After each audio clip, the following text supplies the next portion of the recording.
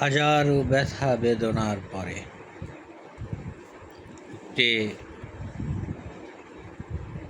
Islamic গজল চেষ্টা করছি। হে রাসূল, তোমাকে ভুলি আমি কেমন করে। হে রাসূল, তোমাকে ভুলি আমি কেমন করে। হাজারো ব্যথা বেদনার পরে ফিরে আসনি তুমি আপন ঘরে। দিনের আলো তুমি ছড়িয়ে দিতে চলে গেলে মদিনায় মক্কা ছেড়ে। হে রাসূল,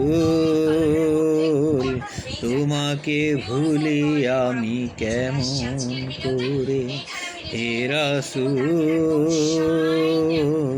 তোমাকে ভুলি আমি কেমন করে।